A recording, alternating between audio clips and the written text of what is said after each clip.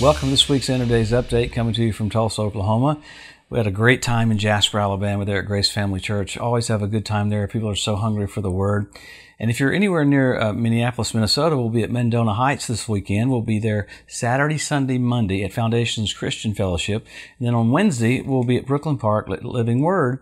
They're suburbs of Minneapolis as well. So we'll have a great time up there getting into the Word. It's so cool to see people excited about the coming of the Lord. Remember, the reason we get into this is so there's great expectation and great joy. It's not escape theology.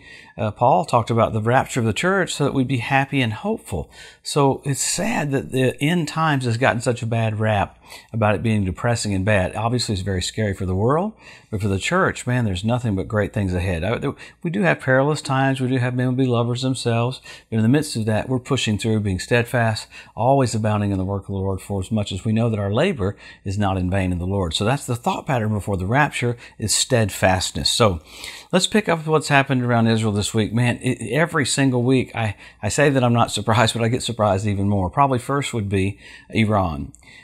It's wild that they keep making changes to the Iranian nuclear deal. Even France was urged by Israel, don't accept this. It's wild how Macron has gone over into Morocco. Macron's making such his existence known more, saying I have to have a notch on my belt to have a Palestinian state. Well, what they're dealing with right now is Iran.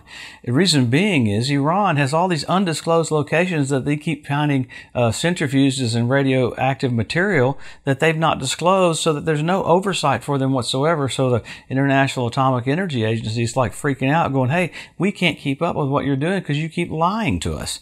So I said it last week, Iran keeps making changes because it's buying them more time.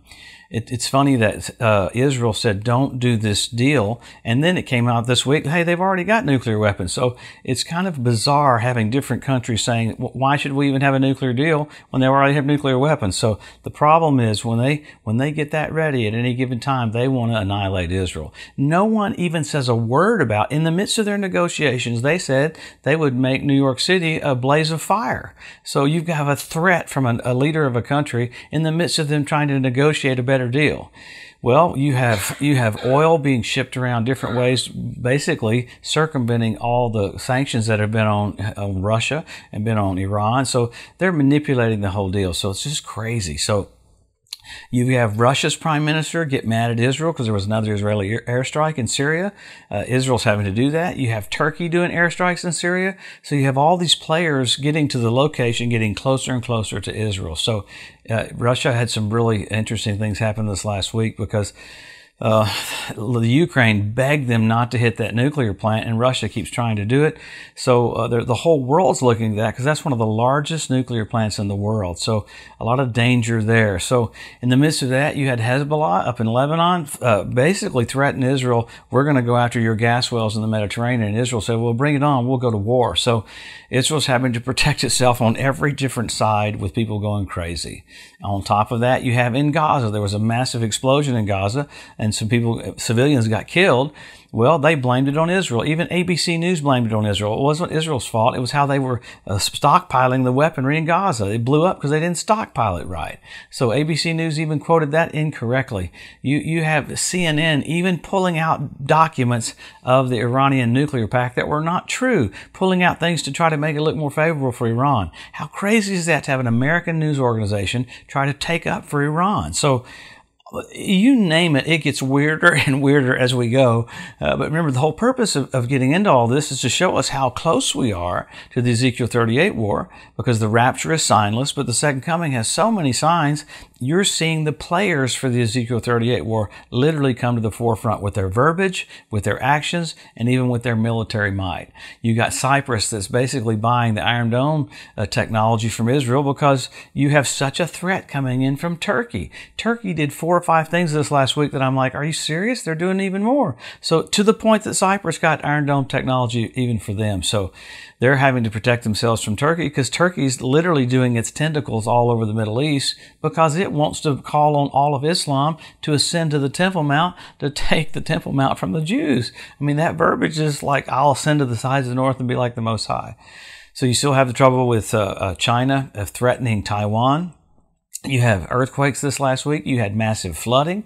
You've got 3 asteroids doing a flyby really close this Friday. So you got signs in the heavens. You got earthquakes. You got tsunami concerns. I mean, it's all happening right in front of our eyes. So the response for us is to hustle. It's seeing the finish line. We accelerate. We don't slow down. So we don't freak out, but we're steadfast, unmovable, always abounding in the work of the Lord. So don't be moved by what you see. Don't be moved by what you feel. Be moved by what the Word says about you. And Jesus said, when you see these things, lift up your heads. Your redemption's drawing nigh, indicating He doesn't want you downtrodden. So why we come to you every single week is so there is joy because you're about to see Jesus. Wow. So there's so much more going on behind the scenes with Jordan, even about the Temple Mount, about the West Bank. Man, there's a huge thing going on about Ben and Jerry's ice cream. They were going to try to move their factories from the West Bank into Israel. Now, what happens when they do that? The Palestinians suffer. So it's so stupid. They're trying to bless the Palestinians, and all they do is hurt the Palestinians. So it's just unbelievable, the hypocrisy that happens all around Israel.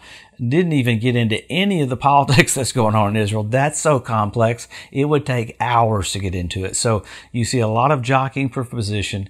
Really, it's literally making Israel almost be weaker so the Antichrist can come in and sign an agreement with Israel. So crazy times. Let's go to the Word and look at all the signs that we have in the Scriptures. They're very plain, very clear, super easy to understand, and they're blatant. Number 1, Israel made a nation. Number 2, Jerusalem won back. After that, you've got the Hebrew language restored. Then you have the Ethiopian Jews brought back. You got the revival of the Roman Empire. You have the fertility of the land of Israel. You've got the Temple Mount Institute that has everything ready for sacrifices. They even got the worm for the red dye a couple weeks ago. 3 or 4 weeks ago, they got the oil of anointing ready for the Messiah.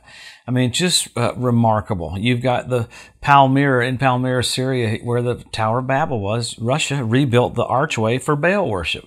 Why is that a big deal? The Talmud says that's the last thing you'll see just before the Messiah comes. So all of this stuff. You got foxes on the Temple Mount. You have fish in the Dead Sea. You had the Dead Sea turn blood red about 4 months ago, where Sodom and Gomorrah was. And what day was it? On the Day of Atonement. It's crazy. You have the ritual baths around the Temple Mount filled up with water, first time in 2,000 years. So you have all these things that are significant, showing us signals and signs that we're so close. You have 172 different species of predatory birds. Crazy. You have the cleanup crew in Israel. Right after the Ezekiel 38 war, God calls on the fowl of the air to clean the land up. 7 years later, at the Battle of Armageddon, He calls on the fowl of the air to clean the land up again. So you've got the cleanup crew there. Sign after sign after sign that are so flawless that once you get into it, it's like so amazing. Our book that just came out, End Times Made Easy, I think there's 70 some odd signs in there. And if you get the book, there's some charts from Clarence Larkin, and they'll really help you grasp the whole plan of God. Very cool. So you have all these signs, and then you go to men will be lovers themselves. You have selfie sticks. It's crazy. After that, you've got signals. You had blood red moons on wind, Passover, and tabernacles. Pretty wild that you had blood red moons on those 2 events, 4 in a row, and NASA calls it a tetrad. When's the last time you had 4 in a row on Passover and Tabernacles? 1967, when Jerusalem was won back. Crazy. 1948, when Israel was made a nation, and 1492 at the Edict of Expulsion, when the Jews were kicked out of Spain. Remarkable. So you have all of that. And then you had the Bethlehem star this last year. I mean, you have Jupiter, Regulus, Venus came together at the birth of Jesus. The constellation was Virgo. I mean, what you had was you had Regulus do retrograde motion, form a crown over Jupiter. Jupiter's a king planet. It is kind of crazy that Emmanuel Macron said he wants his rulership to be Jupiterian or like a king. Well, when a king was born, Jesus was born, those 3 planets came together. King planet, and a mother planet. Well, this last year, NBC Nightly News said we have a celestial event. We got Jupiter, Regulus, and Venus, Bethlehem star, first time in 2,000 years. What was the constellation? Leo. He's the Lion of the tribe of Judah. So you got much more. You got Mercury doing a flyby of the sun, goes directly over the Temple Mount at sundown. Orion changed its instrument to hammer. You had hammer and sickle on the same day. You have Russia's symbol. Why? Russia is being active right here before the coming of the Lord. You see what Russia's doing. So it is a time when you're seeing leaders say things out loud that used to they would say in private, and they're blatantly saying what they're getting ready to do. Why? The Lord's about to come back. What do? Help our local church, help our local pastor, get involved, you're engaged. This is it. I mean, everybody goes, well, we've always had these signs before. No, we've never had these signs before. First time ever, you have all of the signs of the coming of the Lord in your generation. How blessed are we? We're about to see the King make changes, make alterations. Let's get as many people saved as we can right here before Jesus comes. Let your relationship with Jesus be white hot and fervent in spirit, because we're about to honor him and magnify him and worship him like never before. We'll see him face to face. Have a blessed week. We'll see you next Wednesday. We'll come back and look what happened with Iran. Look what's happened with some of the other nations, because we're so pointing to seeing the King so soon. Have a blessed week.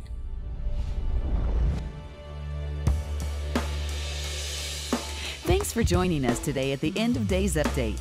If you'd like to be notified every time there's a new post, just go to the edu at josephmorris.com and subscribe to receive email alerts. If these posts and updates have been a blessing to you, please consider making a one-time donation to help get the message out, or even becoming a monthly partner with Joseph Morris Ministries. Thanks again for tuning in to the EDU, and we'll see you next week.